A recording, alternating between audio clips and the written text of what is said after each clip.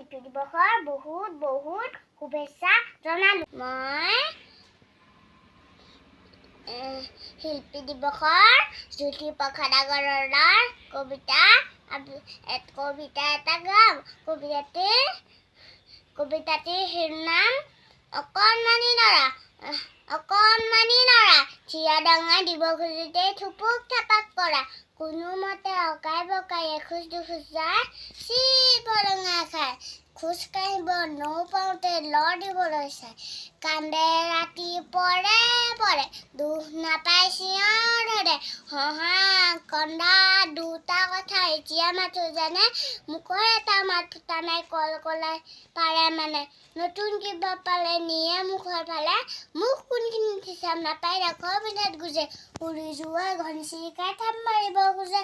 নমস্কাৰ, ধন্যবাদ।